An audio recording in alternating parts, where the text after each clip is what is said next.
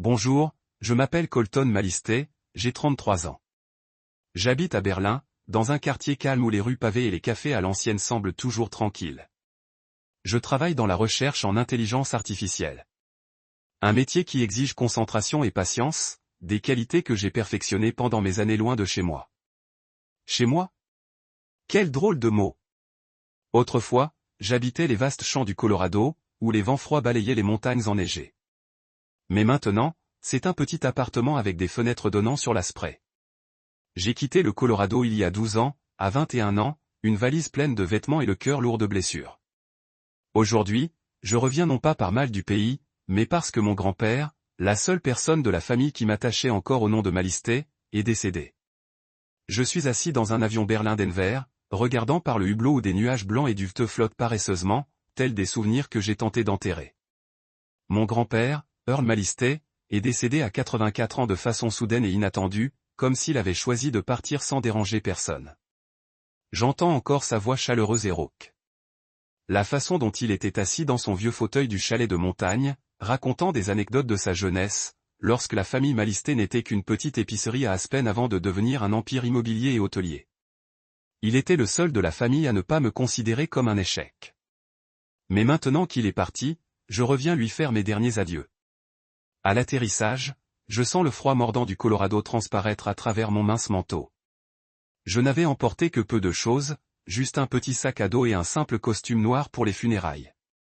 L'aéroport de Denver est animé, mais je me sens dépaysé au milieu de la foule. Une voiture de location m'attend et je file directement à Aspen, où toute la famille Malisté est réunie au domaine, une majestueuse demeure nichée dans la vallée, dont les baies vitrées scintillent sous le soleil, comme pour étaler la richesse familiale. Je ne veux pas être ici. Il y a 12 ans, quand je suis parti, mon père, Dean Malisté, m'a traité de lâcheur, de fils trop faible pour porter le nom de famille. Mon frère aîné, 3, a ricané et m'a dit que je regretterais d'avoir renoncé à la chance de devenir millionnaire. Je n'ai pas protesté. Je voulais juste échapper aux disputes, aux regards méprisants et à la pression de vivre la vie que la famille attendait. Mais maintenant, en empruntant ces routes familières, de vieux souvenirs me reviennent, tranchant comme une lame. Le domaine des Malisté se dresse devant moi, resplendissant comme un palais. Des colonnes de marbre, des statues de bronze finement sculptées et un jardin méticuleusement entretenu. Tout cela semble crier que je n'ai rien à faire ici. Je sors de la voiture, mon souffle formant des bouffées blanches dans l'air froid. Mon costume ne semble pas à sa place parmi les tenues coûteuses de ma famille déjà rassemblées devant le portail. Je reconnais quelques visages, tantes, oncles, cousins que je ne connais que vaguement par les ragots et les anecdotes. Ils me regardent en murmurant et je sens leur regard scrutateur comme si j'étais un étranger. Colton, une voix froide et tranchante me transperce. Je me tourne vers mon père. Dean Malisté, 60 ans, a toujours un air d'autorité avec ses cheveux argentés plaqués en arrière et son costume parfaitement taillé. Son regard croise le mien, dénué de chaleur. Je ne pensais pas que tu viendrais. Je suis ici pour dire au revoir à grand-père, répondis-je en m'efforçant de garder une voix posée. Les lèvres de mon père se contractent en un demi-sourire sardonique. Dis au revoir, où as-tu senti une odeur d'argent? Sa voix est basse, mais tranchante. Ne crois pas que je ne sais pas ce que tu cherches, Colton. Tu es parti pendant 12 ans, sans jamais prendre de nouvelles, et maintenant tu te traînes jusqu'ici. Ne songe même pas à toucher une part de l'héritage. Je ne réponds pas. Je suis habitué à sa façon de parler, à sa façon de supposer que tout le monde est motivé par l'argent et le pouvoir. Mais ces mots me piquent encore comme une vieille blessure ouverte. Je le dépasse discrètement et entre dans le manoir. À l'intérieur, l'air est lourd d'un parfum de lys et de murmures étouffés. Parents et invités se regroupent, leurs robes somptueuses et leurs verres de vin coûteux dessinant une image d'opulence. Mais je ne vois que des faux semblants. Colton, une autre voix, cette fois 3, mon frère aîné. Il s'avance vers moi, grand et imposant, ses cheveux blonds plaqués en arrière avec du gel. Son costume vaut probablement mon salaire mensuel. Le petit frère prodigue revient, dit-il d'un ton teinté de moquerie. Je parie que tu es là pour voir ce que grand-père t'a laissé, hein? Ne te fais pas d'illusions. J'ai entendu dire qu'il t'avait laissé cette cabane de montagne. Pas d'eau chaude, d'ailleurs. Il rit bruyamment et quelques personnes autour de lui gloussent comme si j'étais la chute. Je serre les poings dans mes poches, luttant pour contenir ma colère. Je me fiche du testament, dis-je d'un ton neutre. Je veux juste lui dire au revoir. 3 hausse un sourcil, visiblement sceptique. Comme vous voulez, dit-il en haussant les épaules, puis il reprend sa conversation avec un groupe d'invités. Je reste planté là, dans la vaste salle, avec l'impression d'être sur une planète étrangère. Les regards, les murmures, tout me rappelle que je n'ai rien à faire ici. Les funérailles ont lieu le lendemain dans une grande salle ornée de couronnes blanches et de photos de mon grand-père. Il a l'air digne sur le grand portrait au centre de la pièce. Ses yeux brillants et son doux sourire sont tels que je m'en souviens. Je suis assise au dernier rang, essayant de ne pas attirer l'attention. Mon père et 3 se tiennent devant, jouant le rôle d'héritier parfait, prononçant des éloges funèbres pour grand-père, que je sais creux. Il parle de l'héritage Malisté et de sa vision. Mais personne ne mentionne les matinées qu'il a passées avec moi sur le porche du chalet, à me raconter sa jeunesse de garçon pauvre travaillant sans relâche pour fonder une famille. À la fin de la cérémonie, je me tiens devant son cercueil et dépose une marguerite blanche, sa fleur préférée, sur le couvercle en bois. Merci, je murmure d'une voix étranglée. Merci d'avoir toujours cru en moi. Je ne suis pas sûr qu'il m'entende, mais à cet instant, j'ai l'impression qu'il est toujours là, quelque part, à me regarder avec le même regard chaleureux qu'avant. Cette nuit-là, je descends dans un petit hôtel en périphérie d'Aspen. Refusant de rester dans cette demeure étouffante malgré l'invitation, ou plutôt l'ordre, de mon père. Allongé sur le lit, les yeux rivés au plafond, mon esprit est submergé de souvenirs de grand-père. Il était le seul à avoir gardé contact après mon départ. Ses lettres manuscrites envoyées à Berlin, ses brefs appels de Noël, et la dernière fois que nous nous sommes parlé, lorsqu'il a chuchoté au téléphone, sa voix frêle mais énigmatique. Colton, il y a des choses dans cette famille qui ne sont pas ce qu'elles paraissent. Si jamais je pars, souviens-toi du chalet. Il te donnera les réponses. Le chalet, la cabane, se moqua 3. J'ignore ce que grand-père voulait que j'y trouve, mais ces mots résonnent dans mon esprit comme une énigme à résoudre. Je ferme les yeux, essayant de chasser le malaise grandissant qui me ronge. Après la lecture du testament demain, je partirai pour la montagne. Je ne sais pas ce que j'y trouverai, mais une chose est sûre, grand-père ne faisait jamais rien sans but. Le lendemain matin, je me réveille dans la petite chambre d'hôtel à la périphérie d'Aspen, où la lumière du soleil matinal filtre à travers les rideaux, projetant de faibles raies sur le parquet. Je n'ai pas dormi de la nuit dernière. Les souvenirs de mon grand-père, ses mots au téléphone il y a 2 ans, continuent de se mêler au rire moqueur de mon père et de 3. Debout devant le miroir, je redresse ma simple chemise noire et enfile un pull fin. Je ne veux pas leur ressembler. Les costumes coûteux, les montres scintillantes, les sourires artificiels. Je veux juste être moi-même, même si cela me fait me sentir plus à l'écart que jamais. La lecture du testament a lieu au cabinet d'avocat familial, un élégant bâtiment en verre moderne du centre-ville d'Aspen, où les murs cirés et les meubles en cuir exhalent le parfum de l'argent. Je m'y rends en voiture avec l'impression d'entrer dans une arène. En poussant la lourde porte vitrée, un souffle d'air froid me frappe le visage, me faisant frissonner. À l'intérieur, la famille est déjà réunie, groupée en petits groupes, chuchotant comme des vautours, attendant de se partager sa part. Mon père, Dinemsé Alisté, est assis au bout de la table de conférence, exudant l'autorité d'un roi. 3. Mon frère aîné, se tient non loin de moi et discute avec une tante éloignée dont j'ai oublié le nom. Son sourire suffisant brille aussi fort que le costume Armani qu'il porte. Je choisis un siège dans un coin de la pièce, près d'une fenêtre donnant sur les montagnes lointaines. Les sommets enneigés me rappellent le chalet de mon grand-père, où je me sentais autrefois en paix. Ici, dans cette pièce, je ne ressens qu'une suffocation. Des regards se tournent vers moi, certains curieux, d'autres méprisants. J'entends un murmure provenant d'un groupe de parents à proximité. Est-ce le plus jeune? On dirait un esclave salarié. Peu m'importe. J'ai l'habitude d'être méprisé. L'avocat de la famille, Harold Grayson, entre dans la pièce, portant une épaisse pile de documents et une vieille serviette en cuir. C'est un homme d'une 60aine d'années, aux cheveux argentés et aux lunettes à monture dorée, la voix basse et monotone comme une machine. Il salue tout le monde d'un signe de tête, son regard me frôlant brièvement avant de se poser sur mon père. Merci à tous d'être venus. Grayson commence à déposer les documents sur la table. Aujourd'hui, nous allons annoncer le testament définitif de Monsieur Earl Malisté, signé le 15 mars dernier. Le silence règne dans la salle, à l'exception du bruissement des papiers et de la faible respiration de ceux qui tentent de contenir leur impatience. Mon cœur bat plus vite, non pas parce que j'attends quoi que ce soit de ce testament, mais à cause de ce que mon grand-père a dit avant de mourir.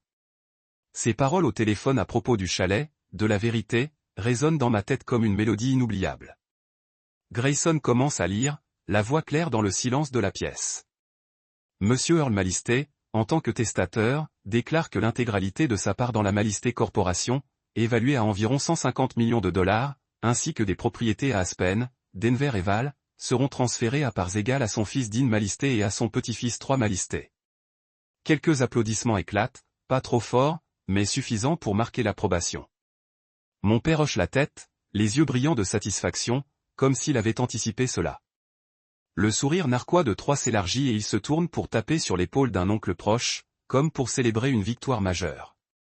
D'autres membres de la famille murmurent et hochent la tête, certains levant leur verre de vin pour porter un toast.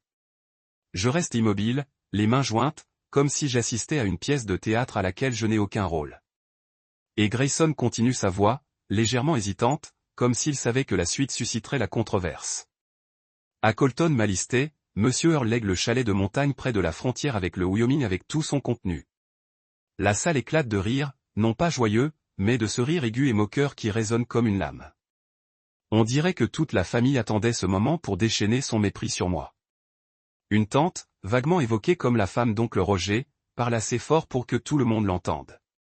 Cette cabane ne vaut probablement même pas une voiture d'occasion. Le rire s'amplifie comme une vague déferlante.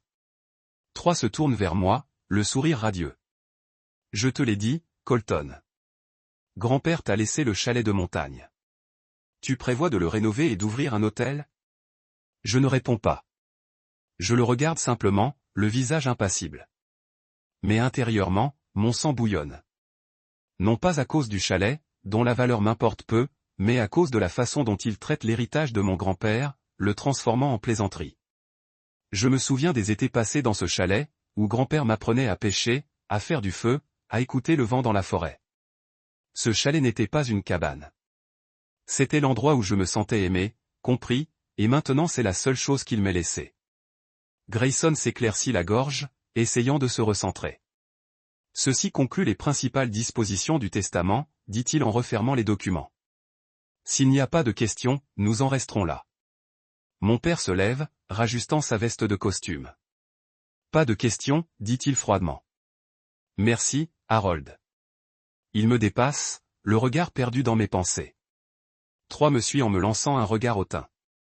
Les autres membres de la famille sortent en file indienne, me laissant seul dans la vaste pièce avec Grayson. Je me lève et m'approche de lui. Monsieur Grayson, dis-je d'une voix basse mais ferme. Puis-je voir le testament? Il hausse un sourcil, légèrement surpris. Êtes-vous sûr, Colton? C'est déjà très clair. Je veux juste le voir, répondis-je d'une voix assurée. Grayson lève les yeux et fait glisser les documents vers moi. Je feuillette les pages. Mes yeux parcourant le texte sec. Tout est tel qu'il l'a lu. 150 millions de dollars. Les biens et le contrôle de la société reviennent à mon père et à Troy. La cabane m'appartient. Rien d'inattendu. Mais en arrivant à la page de signature, mon cœur fait un bond.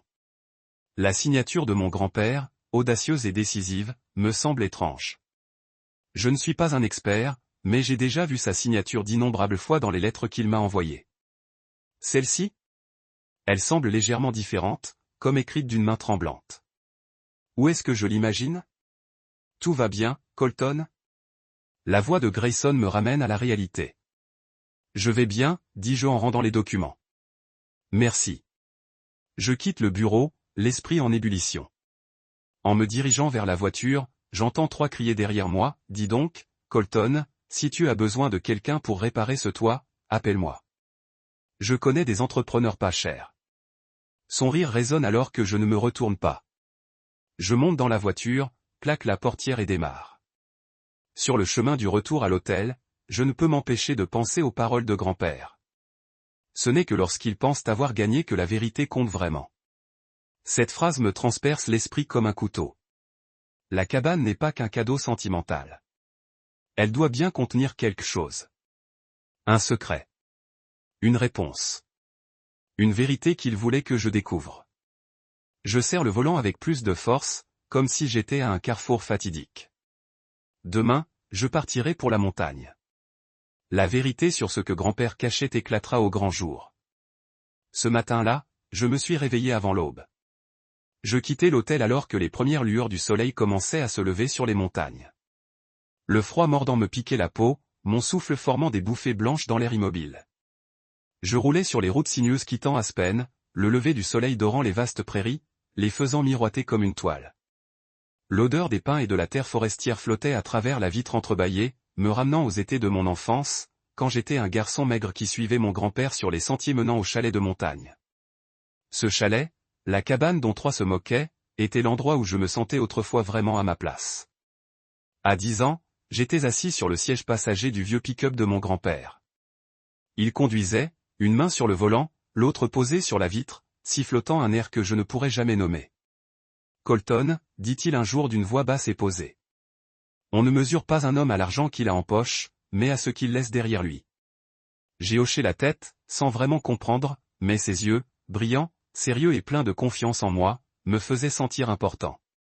Contrairement à mon père qui me regardait toujours avec déception ou à Troy qui me voyait comme un rival à écraser, la cabane se trouve au cœur d'une forêt clairsemée près de la frontière avec le Wyoming, où d'imposants pins bloquent le soleil, projetant des motifs tachetés d'ombre et de lumière sur le sol.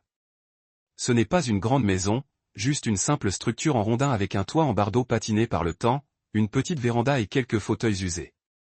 Mais pour moi, c'était le paradis. Chaque été, mon grand-père m'y emmenait, juste tous les deux.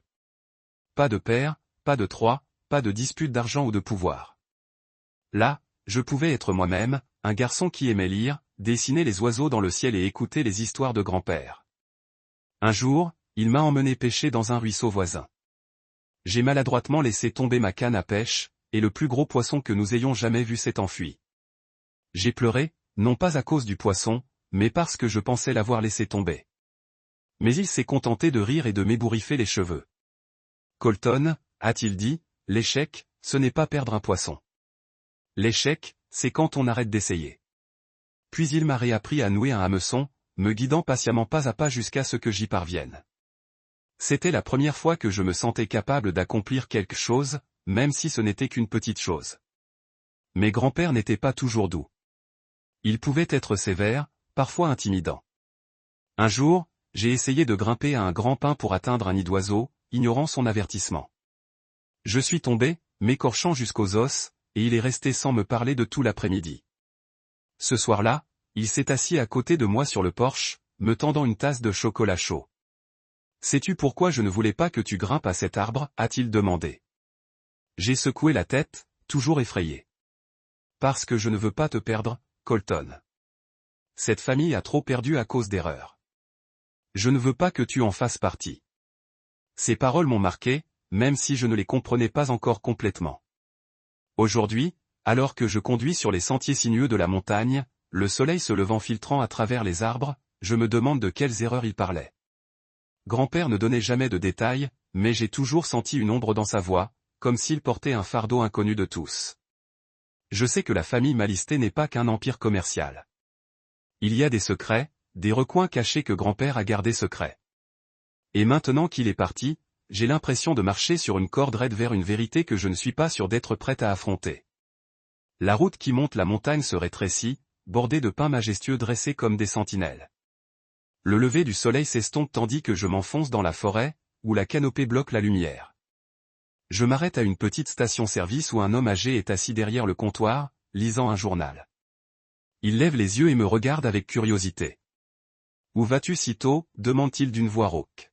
« En haut de la montagne », réponds-je en payant une canette d'eau et des barres énergétiques. Le chalet près de la frontière avec le Wyoming. Il hausse un sourcil. « Chez Earl Malisté ? Je n'ai vu personne là-haut depuis un moment. Fais attention. Les routes sont glissantes en cette saison. » J'acquiesce, le remercie et retourne à la voiture. Je m'engage sur le sentier qui mène au chalet, les pneus crissant sur le gravier. La faible lumière matinale perce la canopée, illuminant le chalet à son apparition. Une silhouette sombre et silencieuse dans la forêt. Il paraît plus petit que dans mes souvenirs, le toit légèrement affaissé, des planches de bois s'écaillent. Je me gare, coupe le moteur et m'assieds dans la faible lumière matinale, écoutant le chant des oiseaux et le bruissement du vent dans les arbres. Mon cœur bat la chamade, non pas de peur, mais avec l'impression d'être devant une porte ouverte sur le passé et l'avenir. Je sors de la voiture, mon souffle formant des nuages. Blanc dans l'air froid. Le sac à dos sur mon épaule contient quelques affaires essentielles, une lampe de poche, un petit couteau et un carnet que j'emporte toujours avec moi pour noter mes pensées. La porte en bois du chalet craque lorsque je l'ouvre. À l'intérieur, une odeur de vieux bois et de poussière m'envahit. J'allume la lampe de poche, dont le faisceau révèle des objets familiers. La table en bois où grand-père écrivait des lettres. Le fauteuil effiloché où je m'étais endormi un jour et un paysage de travers au mur. Debout au milieu de la pièce, j'ai l'impression que le temps s'est arrêté. Tout est comme à mon départ. Pourtant, quelque chose semble différent. Une sensation étrange, comme si la cabane m'attendait. Je me souviens de l'époque où grand-père m'emmenait ici, me montrant comment vérifier la plomberie, comment réparer une fuite d'eau. Un homme doit savoir prendre soin de lui, disait-il. Et maintenant, je me demande s'il me préparait à ce moment. Le moment où je devrais affronter la vérité qu'il gardait cachée. La douce lumière de l'aube filtrait à travers les interstices des rideaux en lambeaux, projetant une faible lueur sur le parquet poussiéreux. La cabane paraissait désolée, comme un vieil ami depuis longtemps oublié. Les murs en bois s'écaillaient, des toiles d'araignée drapaient les coins du plafond et une légère odeur de moisi flottait dans l'air. Mais lorsque j'appuyai sur l'interrupteur, l'ampoule du plafond cligna et s'alluma, faible mais constante. J'ouvris le robinet de la cuisine et l'eau froide coula sans une goutte. Grand-père avait maintenu cet endroit fonctionnel malgré l'absence de visite pendant des mois. Cela ne fit que renforcer ma conviction qu'il avait tout préparé pour ce jour. Je parcourus le petit salon, le faisceau de la lampe torche balayant chaque recoin. Tout m'était familier. La table en bois où grand-père écrivait ses lettres. Le fauteuil effiloché où je m'assoupissais autrefois. Et le tableau de paysage au mur, légèrement de travers comme pour attirer mon attention. Je m'arrêtai devant le tableau, un souvenir me revenant en mémoire. Il y a 10 ans, alors qu'il aidait grand-père à faire le ménage, il l'avait soigneusement décroché, essuyé le cadre en bois et l'avait raccroché. « Garde-le précieusement, dit-il d'une voix grave. À l'époque, je pensais qu'il chérissait simplement le tableau. Mais maintenant, une intuition me fit battre le cœur. Je m'approchai et soulevai le tableau du mur.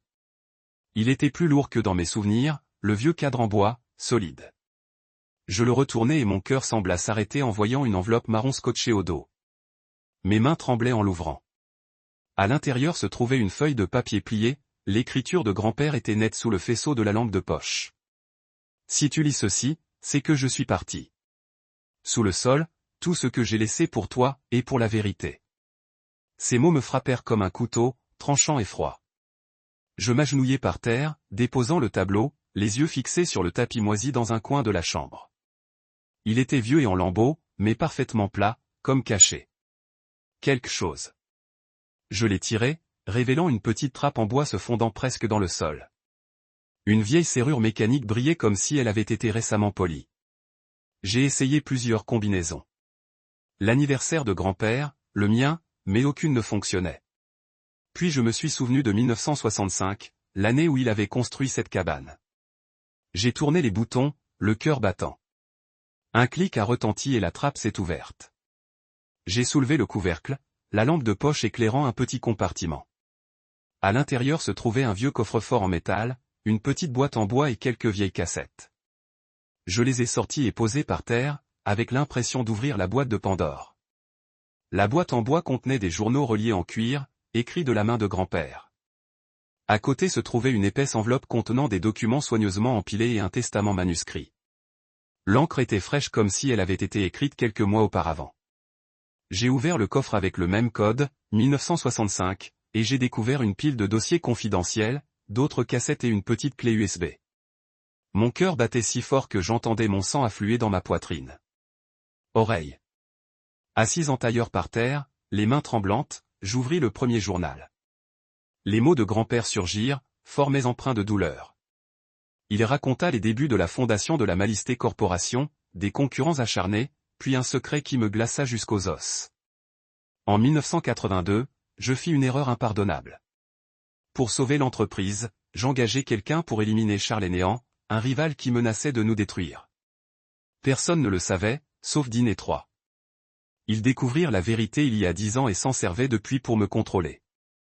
Je m'arrêtais de lire, sentant le sol céder sous mes pieds. Grand-père, l'homme que j'admirais et qui m'avait appris l'honnêteté et la résilience, avait commis un crime. J'essayais de respirer, mais l'air était lourd. Je tournai la page et ce qu'il écrivit me choqua encore davantage. Mon père Dean et mon frère Troy non seulement étaient au courant de son crime, mais s'en servirent pour le forcer à rédiger un testament en leur faveur. Ils menacèrent de révéler la vérité, ruinant sa réputation et la famille Malister s'ils ne transféraient pas. Tous ses biens leur appartenaient. Mais grand-père ne s'est pas totalement rendu.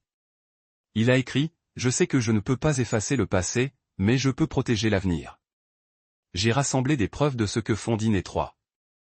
Blanchiment d'argent via des projets immobiliers, détournement de fonds d'entreprise et utilisation abusive d'actifs à des fins personnelles. Je les ai cachés ici, dans cette cabane, pour qu'un jour Colton les trouve. Tu es mon dernier espoir, Colton. Tu es le seul en qui j'ai confiance. J'ai posé le journal, les mains tremblantes au point de pouvoir à peine le tenir. J'ai ouvert les dossiers confidentiels, révélant des documents détaillés, de faux contrats, des livres comptables falsifiés et des courriels imprimés montrant mon père et Troy en train de transférer des millions vers des comptes offshore. Il y avait des notes de service sur des réunions secrètes avec des partenaires douteux dont je n'avais jamais entendu parler. Chaque page était une pièce d'un puzzle révélant un empire bâti sur la tromperie. J'ai pris une cassette étiquetée enregistrement 30-2024. J'ai trouvé un vieux lecteur de cassettes dans un coin, poussiéreux mais fonctionnel. Quand j'ai appuyé sur lecture, la voix de mon père est apparue froide et aiguë. Tu es vieux, papa. Ne nous combats pas. Si tu ne signes pas le Nouveau Testament, nous ferons en sorte que le monde sache comment tu as tué. Enigan. La voix de Troy s'est interrompue, moqueuse. Tu crois que Colton va te sauver?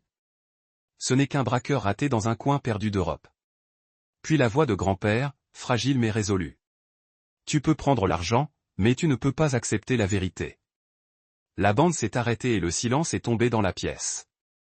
J'étais assis là, avec l'impression que le monde s'écroulait. Grand-père avait passé ses dernières années sous la contrainte, manipulé par son propre fils et son petit-fils. Mais il n'a pas abandonné. Il a discrètement rassemblé des preuves, non seulement pour expier son crime, mais aussi pour me protéger, celle dont il croyait qu'elle ferait le bien. J'ai ouvert le testament manuscrit daté d'il y a 7 mois. Son écriture tremblait, mais son intention était claire. Moi, comte Malister, déclare que tous mes biens, y compris mes actions dans la Malister Corporation et toutes mes propriétés, seront transmis à mon petit-fils, Colton Malister. Ceci est ma dernière volonté, qui remplace tous les testaments antérieurs. Sa signature était apposée en dessous, mais elle n'était pas notariée. Il n'avait pas eu le temps de la finaliser avant son décès. Assis dans la cabine froide, j'étais serré contre moi, le journal. J'étais à la fois en colère, le cœur brisé et fier. En colère contre ce que mon père et Troy avaient fait à grand-père. Le cœur brisé par le crime qu'il avait commis, quelle qu'en soit la raison. Et fier qu'il m'ait choisi, même si je ne m'en croyais pas digne. Je regardais par la fenêtre où l'aube brillait maintenant avec éclat, miroitant sur les pins couverts de rosée. Je savais que j'étais à la croisée des chemins. Garder le silence pour protéger le dernier vestige de la réputation de grand-père ou révéler la vérité et faire tomber le masque de la famille. J'ai fourré les documents, les cassettes et le testament dans mon sac à dos, verrouillé le coffre-fort et me suis levé.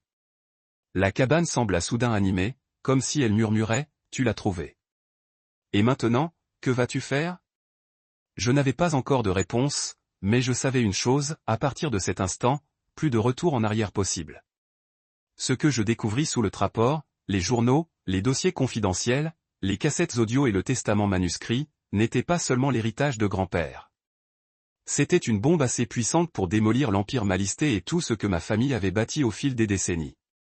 Mais c'était aussi une malédiction, me forçant à faire un choix auquel je n'étais jamais préparé, garder le silence pour préserver la réputation définitive de grand-père ou révéler la vérité et faire disparaître l'hypocrisie de mon père et de Troy. Je quittai la cabane en fermant la porte derrière moi, le grincement des gonds résonnant comme un rappel de l'ancienneté des lieux. Je montai dans la voiture, posai le sac à dos sur le siège passager et m'assis là, à regarder par le pare-brise.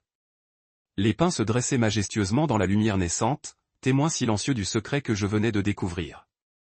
Je démarrai le moteur, mais ne partit pas immédiatement. J'avais besoin de temps pour réfléchir, pour saisir ce qui m'attendait. Sur le chemin du retour à l'hôtel, mon esprit était en ébullition. Des images de grand-père me revenaient avec force. Son sourire doux, son regard perçant et sa voix chaleureuse tandis qu'il racontait des histoires au coin du feu. C'était l'homme que je respectais le plus, le seul de la famille à croire en moi. Mais c'était aussi l'homme qui avait commis un crime impardonnable, orchestrant l'élimination d'un concurrent pour sauver l'entreprise. J'essayais de l'imaginer à cette époque. Un jeune Earl McAllister acculé, contraint de prendre une décision terrible. Je ne pouvais justifier ses actes, mais je ne pouvais m'empêcher d'avoir le cœur brisé en sachant qu'il avait passé ces dernières années sous la contrainte de son propre fils et de son petit-fils. Mon père, Dean, et mon frère 3. Non seulement ils étaient au courant du crime de grand-père, mais ils s'en étaient servis pour le manipuler, le forçant à rédiger un testament qui leur donnait tout. Ce qui me dégoûtait encore plus, c'étaient leurs crimes actuels, blanchiment d'argent, détournement de fonds et abus de biens sociaux. Les documents dans mon sac à dos étaient des preuves irréfutables. Contrats falsifiés, registres falsifiés, courriels avec des partenaires douteux. J'imaginais le sourire suffisant de 3 lorsqu'il se moquait de moi lors de la lecture du testament, ou le regard froid de mon père lorsqu'il me disait de ne pas rêver d'une part de l'héritage. Ils pensaient avoir gagné, que j'étais juste un raté indigne de leur attention. Mais maintenant, j'avais le pouvoir de les détruire.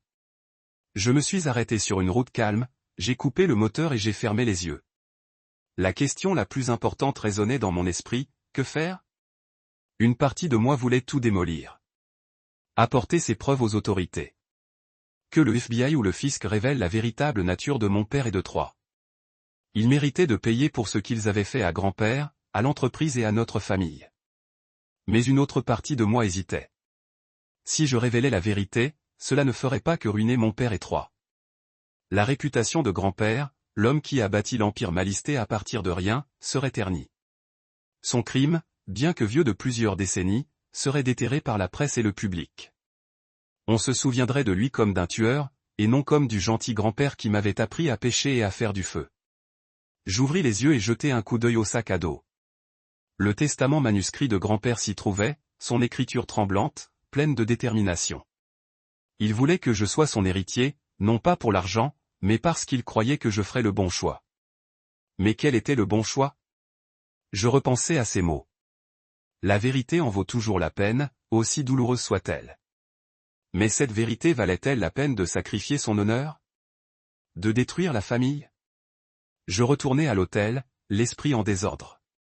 Cette nuit-là, je ne fermai pas la porte. J'étalai les documents sur la table, relisant chaque page du journal, réécoutant chaque cassette. Je repensais à ma mère, qui avait quitté la famille quand j'étais jeune.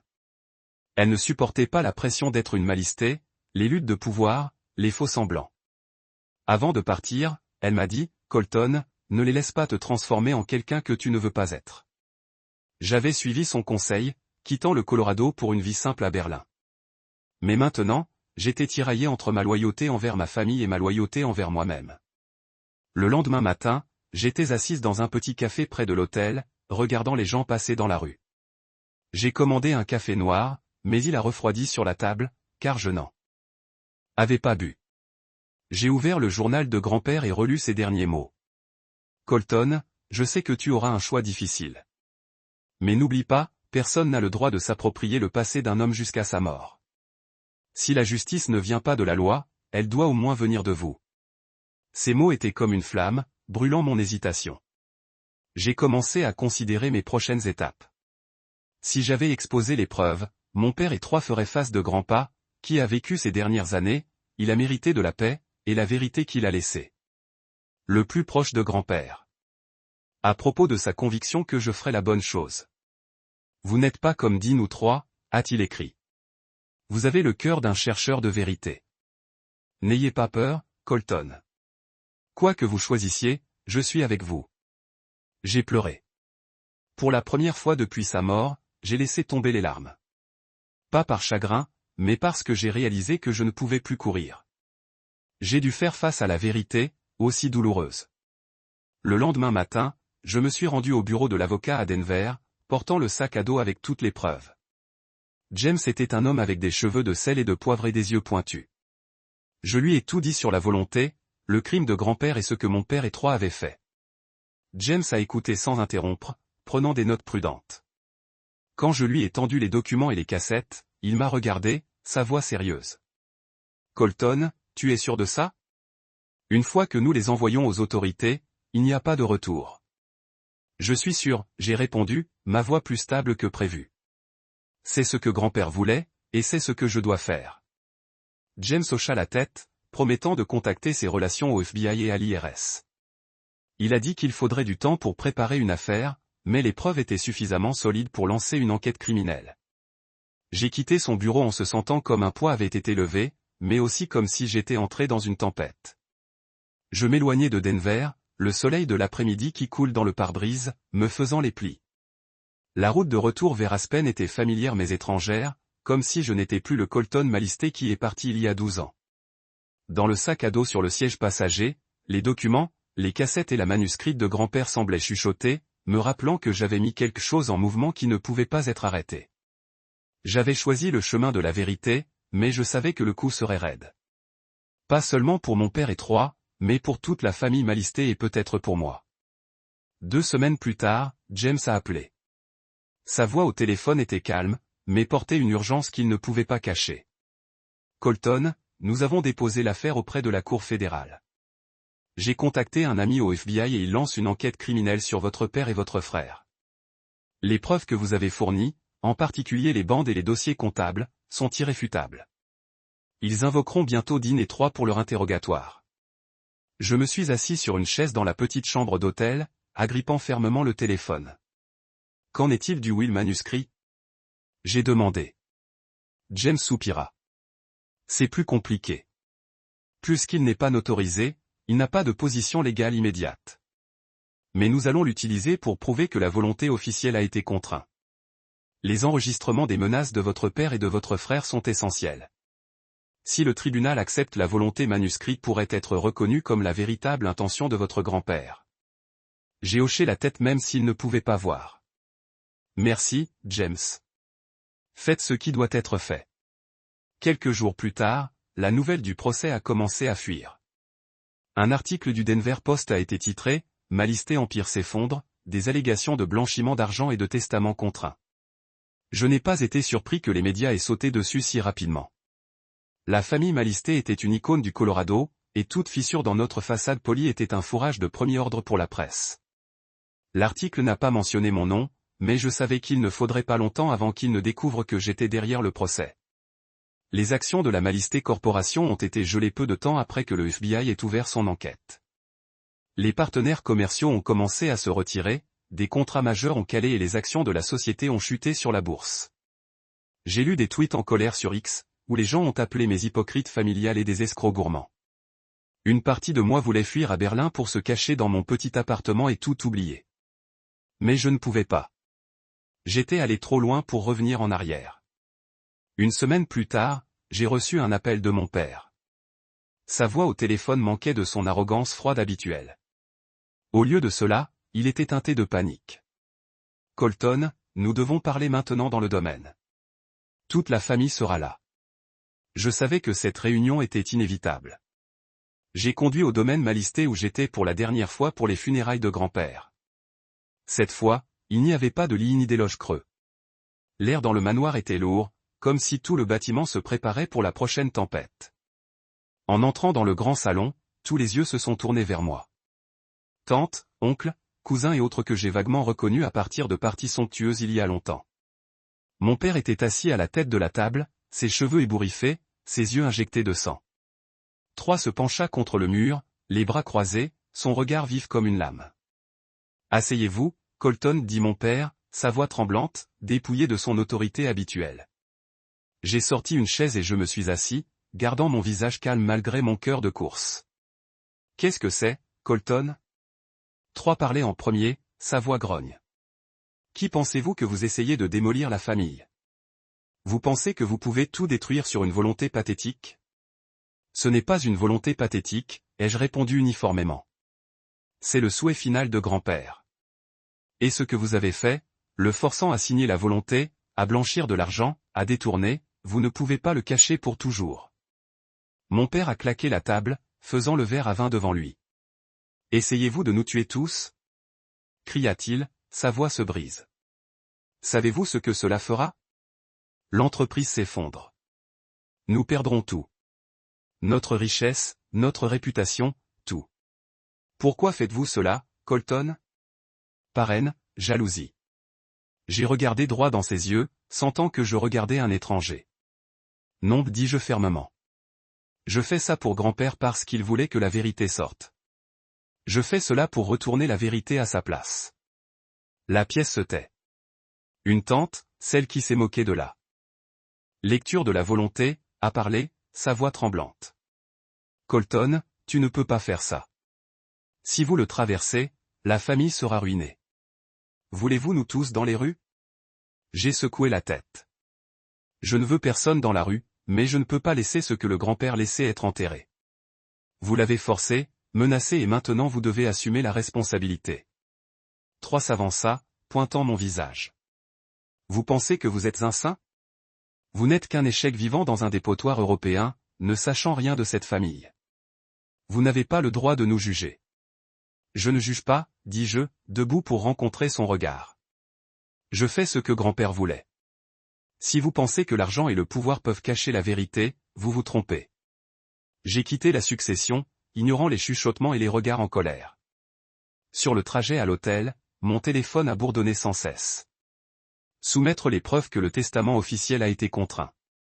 Les détails de la famille. Camper à l'extérieur du domaine en essayant de prendre des photos de mon père et 3. Certains articles m'ont mentionné, me qualifiant le fils revenu de revenir pour se venger. Je ne me souciais pas de ce qu'ils ont écrit. Je voulais juste terminer ce que grand-père a commencé. Mais chaque nuit dans la chambre d'hôtel froide, je ne pouvais pas secouer la solitude. J'avais perdu ma famille, non pas à cause du procès, mais parce que j'ai réalisé que je n'apparaissais jamais vraiment. J'ai pensé à grand-père, à nos étés au taxi et à son sourire alors que nous pêchions par le ruisseau. Il croyait en moi et je faisais ce qu'il voulait. Mais pourquoi je me suis toujours senti vide ? Un matin, James a appelé, sa vocation grave. Colton, le FBI a trouvé plus de preuves dans l'ordinateur de 3. Les transactions offshore sont plus grandes que nous ne le pensions. Votre père et votre frère pourraient encourir une peine de prison. Vous devez vous préparer. Cela va traîner. J'ai hoché la tête, même s'il ne pouvait pas voir. Faites ce qui doit être fait, James. J'ai raccroché, regardant par la fenêtre. La pluie a commencé à tomber, les gouttelettes coulent le verre, brouillant les lumières d'Aspen. Moi savais que j'avais choisi correctement, mais le coup de la vérité était plus lourd que je ne l'imaginais. Mon père et 3 perdraient tout. Richesse, réputation, peut-être même la liberté. Mais je ne faisais pas ça pour les détruire. Je le faisais pour libérer grand-père, pour laisser dire la vérité qu'il protégeait. J'ai ouvert le sac à dos, j'ai sorti le journal de grand-pa et relire ses derniers mots. Colton, tu es mon dernier espoir. J'ai fermé les yeux, me sentant comme s'il était ici, sa main sur mon épaule. Je fais la bonne chose, n'est-ce pas, grand-père ? J'ai chuchoté. Il n'y avait pas de réponse, mais au fond, je savais qu'il souriait. La pluie a continué à tomber devant la fenêtre, des gouttelettes glissant le long du verre comme si elles lèvent les fragments de la famille Malistée. Je me suis assis dans la petite chambre d'hôtel à Aspen, le journal de grand-père ouvert sur la table à côté d'une tasse de café froide. 3 mois s'étaient écoulés depuis que j'ai remis les documents à James, et tout avait changé, non seulement pour mon père et 3, mais pour moi. Le procès était toujours en cours, mais ce que j'avais mis en mouvement, avait secoué le Colorado jusqu'à son cœur. L'Empire Malistée, autrefois symbole de la richesse et du pouvoir, était maintenant la pièce maîtresse des titres sensationnels et des enquêtes fédérales. La dernière audience a eu lieu par une froide matin d'automne. Je me suis assis dans la rangée arrière de la salle d'audience fédérale de Denver, essayant d'éviter la tension. Mon père et 3 étaient assis à l'avant avec leur équipe juridique à prix élevés. Ils ne m'ont pas regardé, mais je pouvais sentir leur tension dans chaque mouvement. Les épaules de mon père sont rigides, les mains de 3 se serrent comme si elles essayaient d'écraser quelque chose. James, avec un calme formidable, a présenté les preuves. Les bandes de mon père et 3 menaçant grand-père, les dossiers comptables forgés et les courriels prouvant le blanchiment d'argent. Mais la pièce maîtresse de l'audience était la volonté manuscrite de grand-pa, qui, bien que noté, James, prouvait que le testament officiel était contraint. Le juge, une femme aux yeux pointus, a écouté attentivement. Lorsque James a joué la bande finale, la menace froide de mon père pour exposer son grand-père crime. La salle d'audience est restée silencieuse. J'ai vu les épaules de mon père s'effondrer comme s'il savait qu'il n'y avait pas d'évasion. 3 étaient différents. Il a maintenu une expression provocante, mais ses yeux étaient perdus, à la recherche d'une issue inexistante. Après 3 heures de délibération, le juge a rendu une décision préliminaire. Le testament officiel a été déclaré invalide en raison de preuves claires de coercition. Le testament manuscrit de grand-père a été reconnu comme sa véritable intention, et moi, Colton Malisté, avons été confirmés comme l'héritier légal de toute sa succession, y compris des actions de la Malisté Corporation et toutes les propriétés. Les actions de la société sont restées figées tandis que le FBI a continué à enquêter sur mon père et 3 pour des accusations criminelles, un blanchiment d'argent, un détournement de fonds et une mauvaise utilisation des actifs de l'entreprise. Le juge leur a ordonné de ne pas quitter le Colorado jusqu'à une décision finale. En quittant la salle d'audience, je me suis senti les yeux sur moi. Pas seulement des avocats et des journalistes, mais des étrangers à l'extérieur. Quelques chuchotements, quelques photos prenaient des photos. J'ai entendu quelqu'un m'appeler un traître familial, mais je m'en fichais. J'avais fait ce que grand-père recherchait. J'avais rendu la vérité à sa place légitime. Mais cette victoire n'a pas apporté la joie que je m'attendais. En retournant à Aspen, mon esprit était lourd. J'ai pensé à mon père, son regard désespéré dans la salle d'audience. J'ai pensé à 3, une fois mon frère, maintenant un étranger. J'ai pensé à ma mère, qui est partie pour échapper à la prétention de cette famille. Et surtout, j'ai pensé à grand-pa, qui a mis en moi sa confiance finale. Connaissant la vérité qu'il a laissée pourrait tout détruire, j'ai décidé de retourner dans la cabine une dernière fois avant de quitter le Colorado. Quand j'ai ouvert la porte, l'odeur du vieux bois et de la poussière m'a frappé. Mais cette fois, la cabine ne se sentait plus mystérieuse. C'était juste un endroit qui tenait des souvenirs de moi, de grand-père et des étés disparus depuis longtemps. Je me suis assis dans le fauteuil, en regardant par la fenêtre où les pins scintillaient dans la lumière du soleil d'automne. J'ai ouvert le dernier journal de grand-père, relisant ces mots. Colton, tu es mon dernier espoir. Non pas parce que vous êtes parfait, mais parce que vous osez faire face à la vérité. J'ai fermé les yeux, laissant les souvenirs de grand-père inonder en arrière. Je l'ai vu sur le porche racontant des histoires de sa jeunesse, de ses erreurs et de ses triomphes. Il n'a jamais voulu que je sois une copie de lui, mon père ou 3. Il voulait que je sois moi-même, un homme qui vivait pour la vérité, peu importe le coût. Quelques semaines après la décision préliminaire, lorsque le gel sur les actions de la société a été levé après confirmation de mon héritage légal, j'ai commencé à trier la succession de grand-père. J'ai vendu la plupart des actions de Malisté Corporation, non pas parce que je ne voulais pas les garder, mais parce que je savais que l'entreprise était entachée par ce que mon père et 3 avaient fait. Le produit, près de 100 millions de dollars, est entré dans la création d'une fondation au nom de grand-père, la fondation Earl MC Malisté. Il soutient les jeunes entrepreneurs avec des projets honnêtes, ceux qui veulent construire un avenir avec intégrité et passion. Je voulais que l'héritage de grand-père soit plus que de l'argent. Un message selon lequel la vérité et l'honnêteté en valent toujours la peine, peu importe à quel point le chemin est difficile. La cabine que j'ai décidé de garder, non pas à vivre, mais en tant que mémorial de grand-père. Je l'ai rénovée, préservant les anciens articles, la table en bois, le fauteuil, la peinture du paysage, mais ont ajouté une petite plaque près de la porte. Maison d'Earl Malisté, où la vérité a été conservée. Chaque fois que je suis entré à l'intérieur, je le sentis la souriant comme s'il savait que j'avais fait la bonne chose. Je ne suis pas retourné à Berlin immédiatement. Je suis resté au Colorado quelques mois de plus, travaillant avec James pour s'assurer que la fondation s'est bien déroulée. Mon père et 3 étaient toujours confrontés à l'enquête criminelle, et je savais que cela pouvait prendre des années pour une décision finale. Une partie de moi espérait qu'ils trouveraient un moyen d'expier, même si je savais que c'était peu probable. Je ne les ai plus revus ni ne recevoir plus d'appels ou de messages de la famille.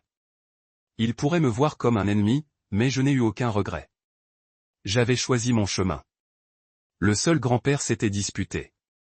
Un après-midi, debout à l'extérieur de la cabine, en regardant le filtre du soleil à travers les pins, j'ai reçu une lettre. Aucun expéditeur, juste une enveloppe blanche ordinaire avec une écriture inconnue. À l'intérieur était une brève note. Merci, Colton. Votre grand-père serait fier. Je ne savais pas qui l'a envoyé. Peut-être à un parent lointain, un ancien employé de l'entreprise, ou un étranger qui a lu l'histoire dans les nouvelles. Cela n'avait pas d'importance. Ce qui comptait, c'est que je savais que j'avais bien fait. J'ai quitté le Colorado par une froide journée d'hiver en portant le sac à dos avec les journaux de grand-père. Je ne savais pas ce que l'avenir détenait, si je trouverais la paix que j'avais autrefois à Berlin. Mais je savais une chose. La vérité que grand-père a quittée n'était pas seulement des documents ou des bandes. C'était la leçon qu'il m'a appris. Qu'un homme est défini par ses choix. Et cette vérité, aussi douloureuse, est toujours la lumière directrice. Alors que l'avion décollait, j'ai baissé les yeux sur les montagnes enneigées du Colorado, où j'ai grandi, où je me suis perdu et je me suis retrouvé. J'ai chuchoté comme si grand-père pouvait entendre, « Merci, grand-père ». Je l'ai fait.